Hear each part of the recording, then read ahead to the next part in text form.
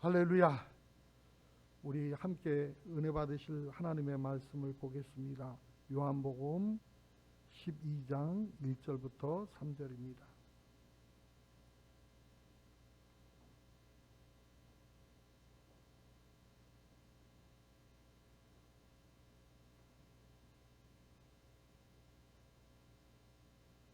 다 같이 찾으신 줄 알고 함께 읽겠습니다.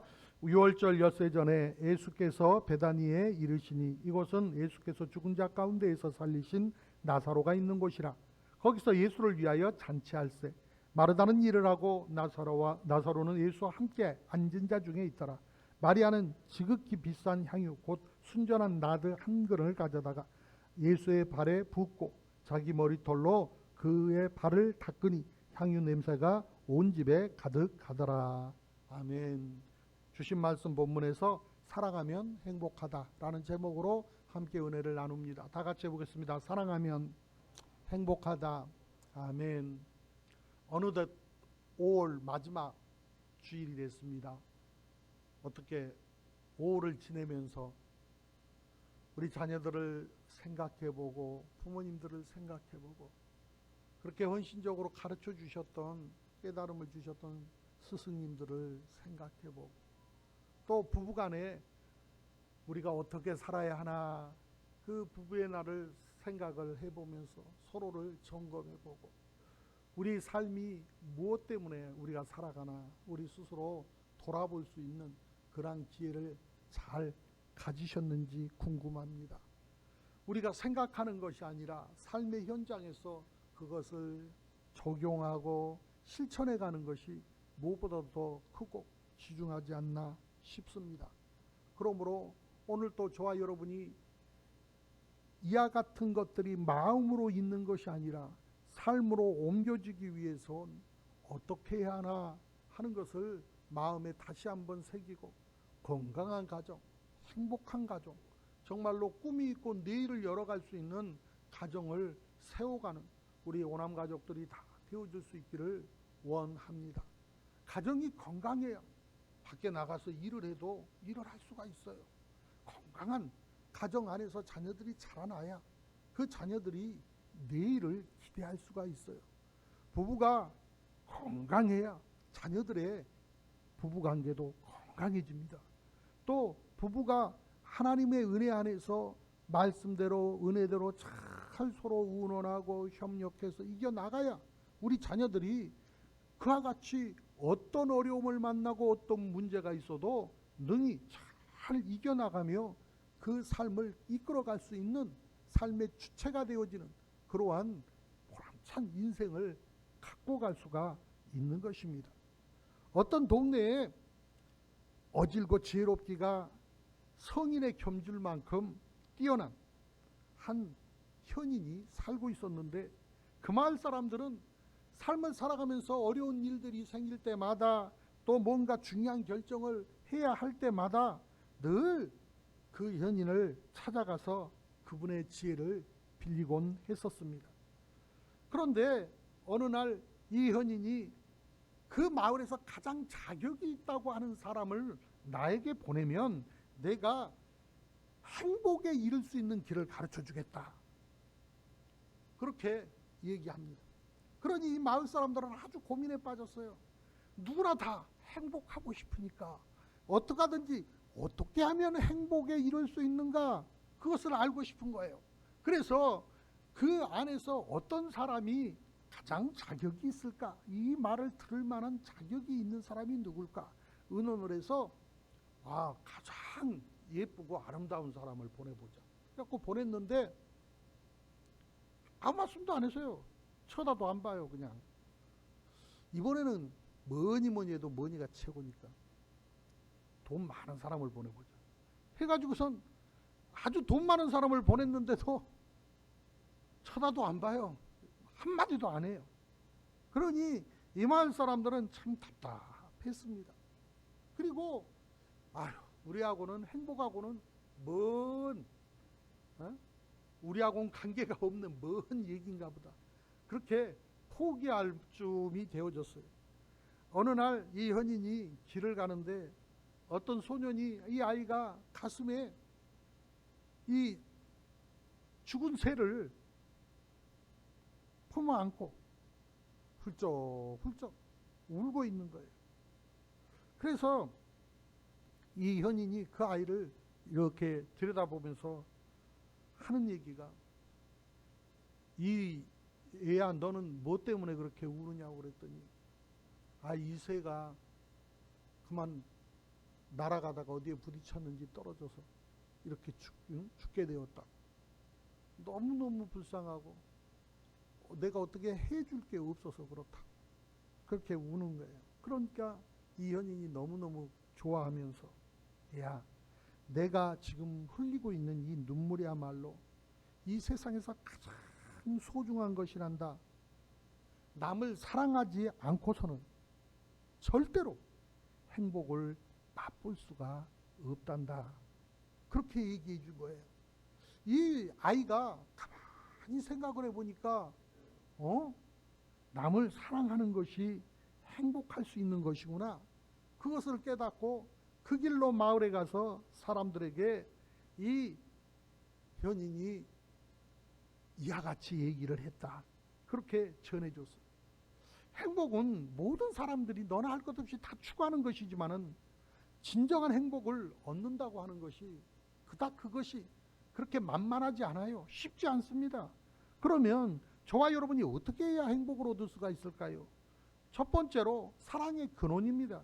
십자가에 못 박히시기 전 그 일주일 전에 예수님께서 베다니에 살고 있는 나사로의 집에 제자들과 함께 방문을 하게 되어졌습니다. 마르다와 마리아가 죽었던 오빠 나사로를 다시 살려주신 예수님의 은혜에 어떻게 하든 보답을 해보려고 성대한 잔치를 베풀었기 때문에 그렇습니다. 한참 잔치가 무르익고 있는데 예수님께서 제자들과 말씀을 나누고 있을 때에 어떻게 하면 예수님께 보답할 수 있을까 고민하고 어떻게 하면 그 은혜에 보답할 길이 없을까 궁리하던 그 마리아가 말할 수 없이 비싸고 귀중한 향유를, 다시 말해서 순전한 나드 한 근이 든 옥합을 가지고 살며시 방 안으로 들어오는 것 싶더니 그만 예수님 가까이 다가서서 자기가 가진 그 옥합을 그 머리 위에서 아예 그냥 깨트려서 쏟아 붓는 것입니다. 이 향유라고 하는 것은 한두 방울만 떨어뜨려도 향이 굉장히 진하게 온 집안에 퍼질 정도입니다. 그런데 이것을 아예 예수님 머리 위에 쏟아 부어버렸으니 그것이 타고 흘러서 발밑에까지 흘러내릴 정도로 쏟아 부어버린 것입니다. 여기서 이 말하고 있는 이 향유라고 하는 것이 그냥 어쩌다가 생긴 향유가 아니에요. 이 지역의 여인들은 아주 어렸을 때부터 자기가 결혼할 준비를 합니다. 그래서 이 향유를 모으게 되어지는데 그것도 딱 그렇게 쉽게 얻어지는 것이 아니에요. 그래서 계속해서 자기가 결혼을 할 수 있을 때까지 이것을 계속해서 모으고 이것을 제대로 모으지 못하면 구입을 해야 되는데 얼마나 비싼지 모릅니다. 그 액수를 따지자면은 노동자 평균 연금에 연봉에 해당되는 그러한 돈이에요. 그러니까 요즘으로 환산을 하면 대충 계산을 해도 한 3천만 원 이상이 되어지는 그러한 향유가 되는 겁니다. 그런데 그 나드 기름이 예수님의 머리끝부터 발끝까지 흘러내리면서 온 집안에 퍼져 나가는 거예요. 사랑은 이런 겁니다. 사랑이라고 하는 것은 때에 따라 필요에 따라서 찔끔찔끔 하는 거 봐서 찔끔, 마음 기분이 좋으면 찔끔, 그래 갖고서는 아무것도 안 됩니다.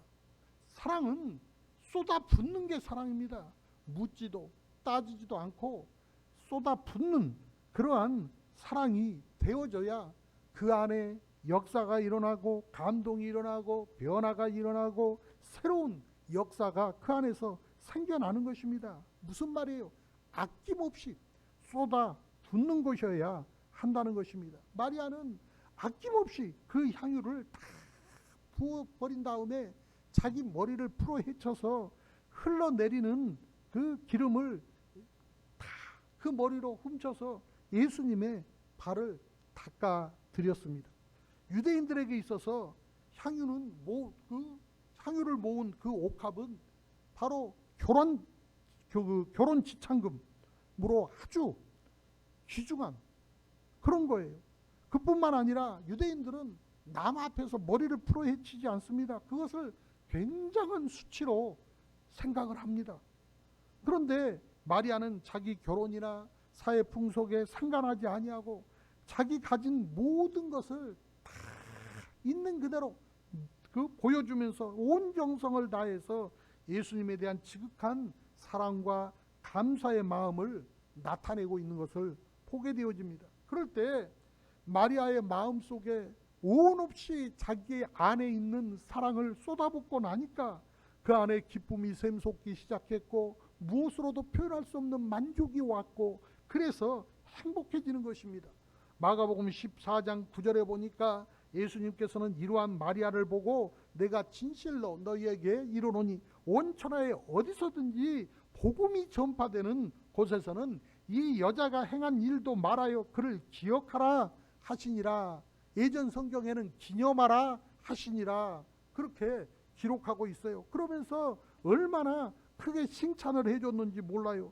성경 전체를 통틀어 보면 뭔가를 기념해라 하는 것은 두 가지밖에 없어요. 이 마리아가 행한 이 일과 성만찬, 이 두 가지 외에는 뭔가를 기념하라고 한 게 없습니다. 창세기부터 요한계시록까지 다 찾아도 이 정도로 예수님의 마음이 흡족하셨다는 거예요. 마리아는 예수님에 대한 사랑의 헌신을 나타냄으로써 영원한 행복의 길로 들어서게 된 것입니다. 그때 가룟 유다가 마리아가 예수님께 향유를 부어드린 것을 보고 막 화를 내면서 그 비싼 향유를 팔아서 가난한 사람들을 도우면 얼마나 좋을 뻔했느냐고, 왜 쓸데없이 헛되게 낭비를 하느냐고 비난하기 시작했습니다. 그런데 이와 같이 말하고 있는 가룟 유다의 본심은 가난한 사람 때문에 그런 것이 아니었습니다. 요한복음 12장 6절에 보니까 이렇게 말하면 가난한 자를 생각함이 아니요 그는 도둑이라 돈깨를 맞고 거기에 넣는 것을 훔쳐가미러라 그렇게 기록하고 있어요. 가룟 유다는 탐욕에 눈이 어두워서 가난한 사람들을 돕는다는 미명하에 끊임없이 거기에 손을 대고 또 그것을 훔쳐왔던 것입니다. 이처럼 가룟 유다는 사랑의 근원을 하나님께, 예수님께 두지 않고 물질에 두었기 때문에 예수님의 제자로 예수님과 함께 3년 반 동안 그 함께 숙식을 하고 먹고 자고 그렇게 지내면서도 불구하고 그는 행복의 길을 영원히 놓쳐버리고 말았습니다. 그렇기 때문에 저와 여러분이 진정한 행복을 원한다면 저와 여러분을 사망에서 생명으로 옮겨주신 예수님께 사랑의 근원을 둬야 되는 것입니다. 저와 여러분의 몸과 마음과 정성을 다해서 주 예수 그리스도를 사랑할 때 비로소 저와 여러분은 참된 행복을 얻을 수가 있게 되는 것입니다.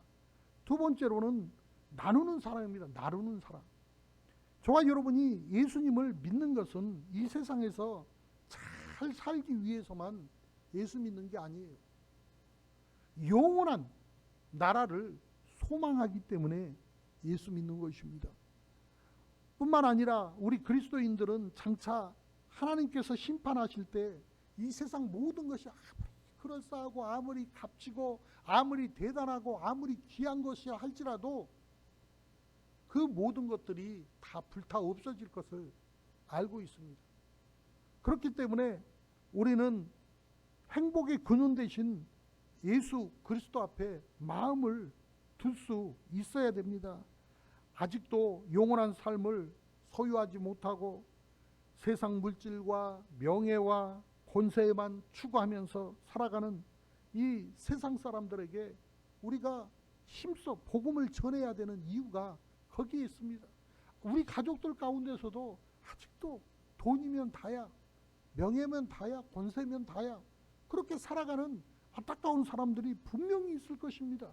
그들에게 예수 그리스도를 모실 수 있도록 예수 그리스도 앞에 집중해야 되는 이유가 무엇인가를 분명하게 가르치고 전해야 될 필요가 있다는 것입니다.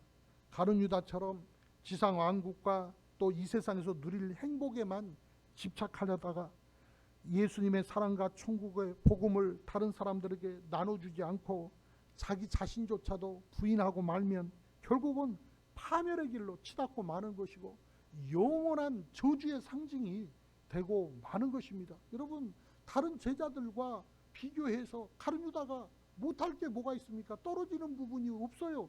다른 사람들보다 훨씬 조건은 좋습니다. 그 사람은 열심당원이에요. 나름대로 나라에 충성을 다했던 그런 인물들이에요. 그러면 열심당원이 낫습니까? 어부가 낫습니까? 사회적 조건으로 보면 고기나 잡고 있던 사람들보다는 가룟 유다가 훨 나아요.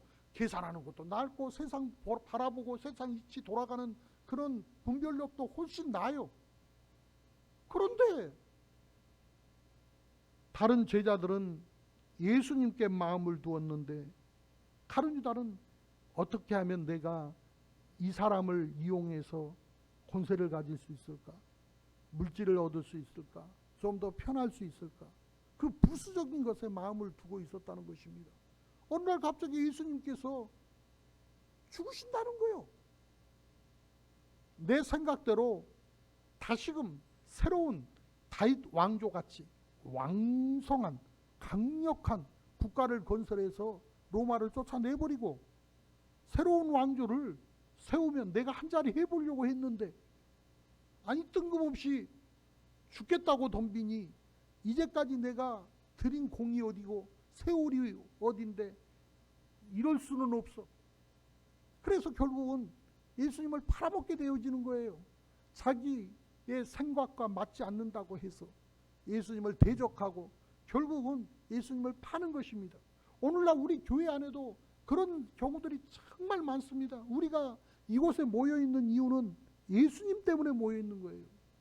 그런데 예수님의 중점을 두지 못하고 어떤 되어지는 일들, 어떤 상황들 그런 것들 때문에 예수님과 멀어지고 교회를 욕되게 하고 하나님을 욕되게 하는 그런 경우가 얼마나 많이 있는지 몰라요.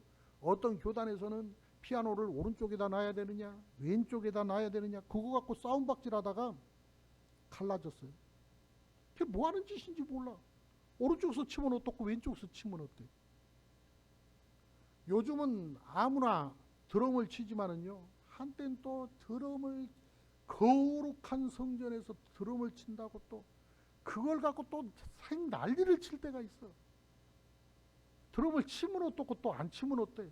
있어도 못 치는 사람도 없어가지고 본질이 아닌 걸 가지고 자꾸 울근불근 하니까 우리 스스로 불행해지는 거예요. 남편이 중요한 거야. 남편이 벌어오는 돈이 중요한 거예요. 그런데 그 돈만 생각해. 돈만 세고 앉았어. 그러니 그 집이 편안할 리가 있나? 본질을 생각해야죠. 본질을.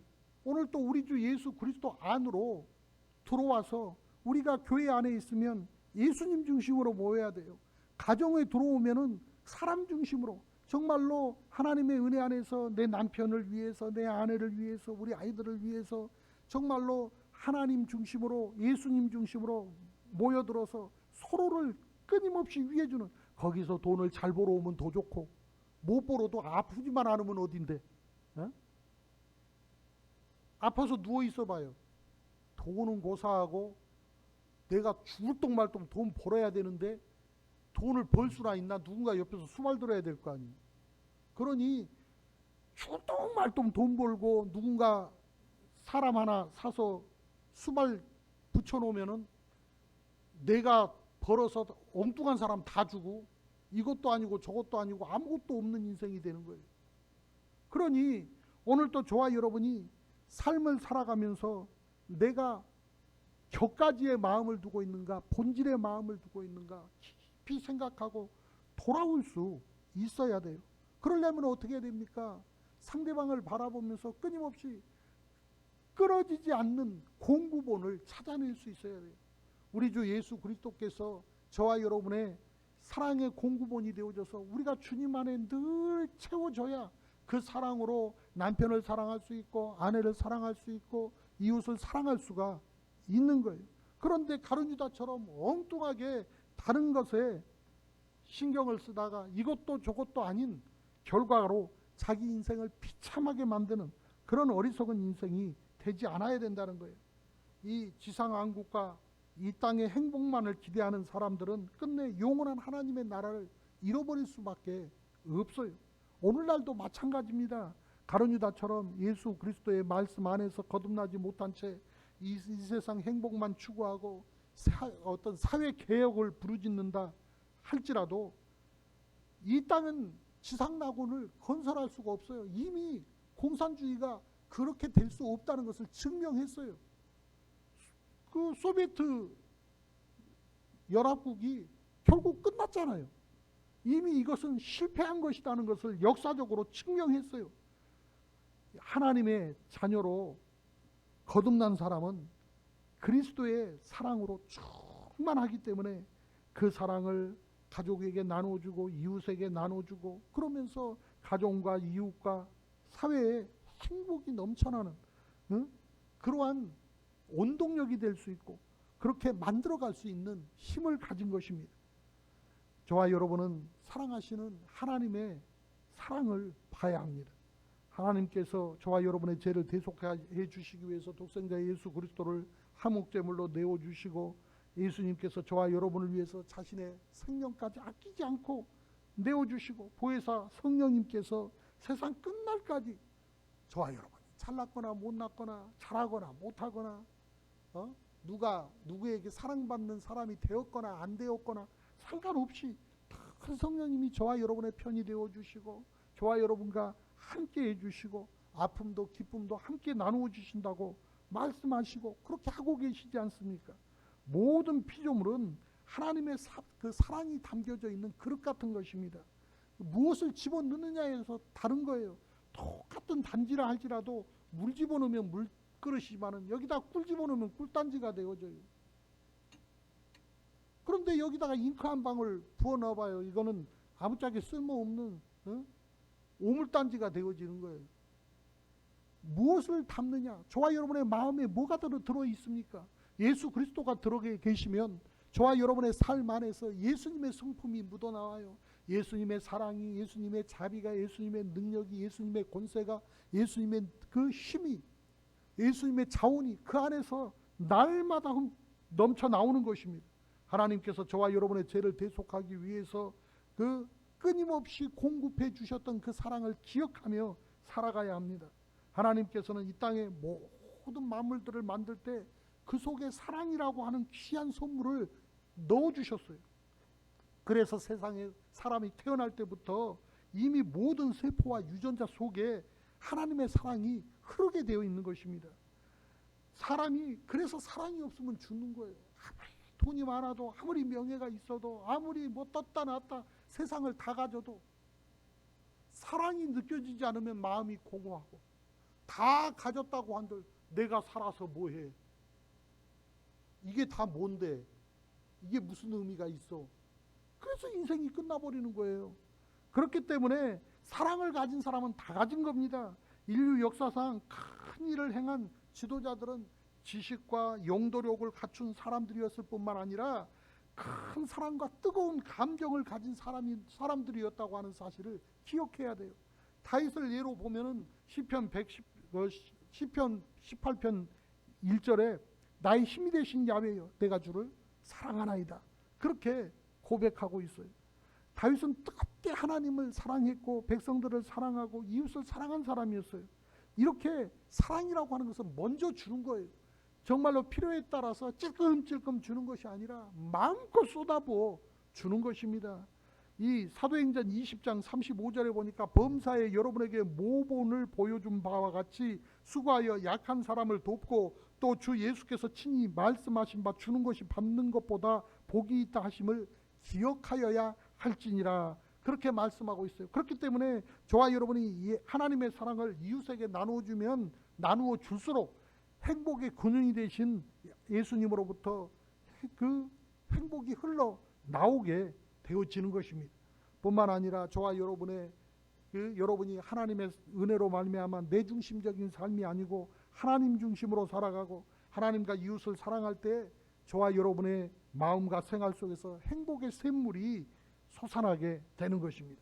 사랑하는 성도 여러분, 무엇이 있어야 사람이 부유하고 무엇이 있어야 사람이 잘 된다고 생각하십니까? 마음이 허전함을 무엇으로 메울 수 있다고, 채울 수 있다고 생각하십니까? 이토록 과격하고 쉽게 흥분하고 서로에게 미움과 시기와 질투에 사로잡힌 채 오늘 우리 이 사회를 살아가고 있는데 이 사회를 무엇으로 치유할 수 있다고 생각합니까?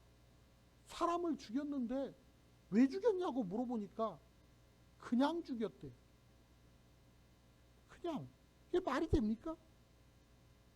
또 사람을 죽였는데 왜 죽였냐고 물어보니까 쳐다봐서 죽였대. 그게 말이 됩니까? 이런 말도 안 되는 세상을 무엇으로 치유할 수 있습니까? 어떻게 바꿀 수가 있을까요? 중요한 것은 이 사회에 사랑이 없어서 그래요. 사랑이 메말라 버린 거예요. 그 가정에서 사랑을 느끼지 못해요. 사랑받는 사람은 절대로 그렇게 심령이 메마르지 않습니다.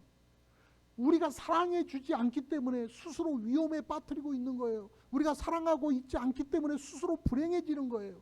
그렇기 때문에 가장 삶을 살아가면서 중요한 것이 돈도 아니고 명예도 아니고 권세도 아니고 바로 사랑입니다.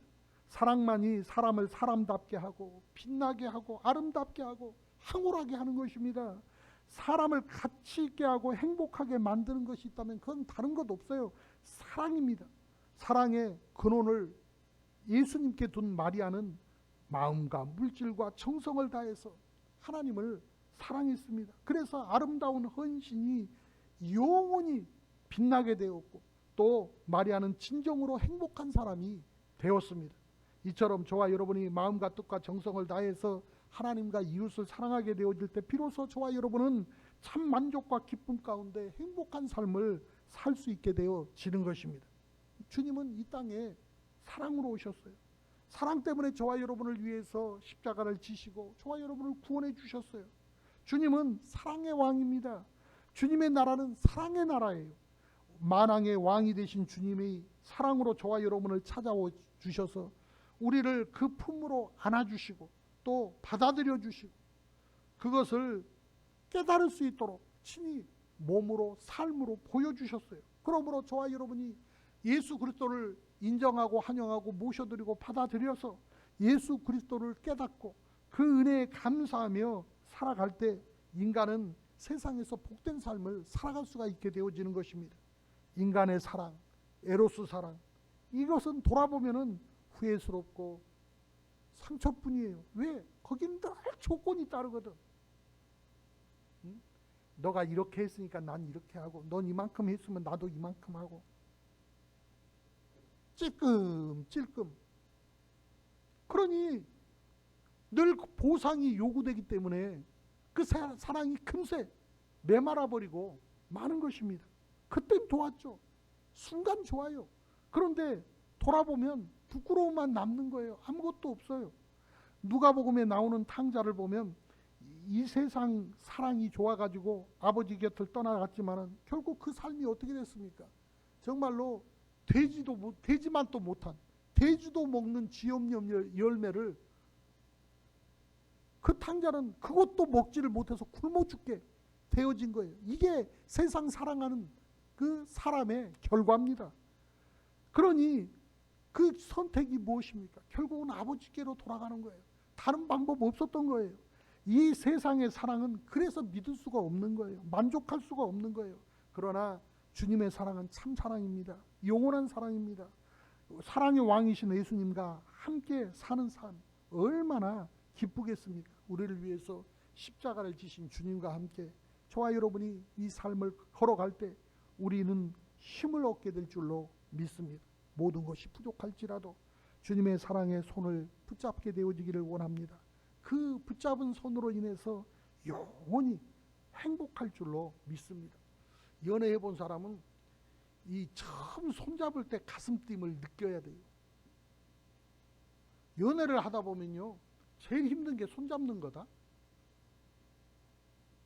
손을 잡기는 잡아야 되는데 이게 손을 뿌리쳐버리면 이게 끝나버리는데, 그래가지고 이 마음으로 결혼해서 살면 불행해지고 싶어도 불행해질 수가 없어요.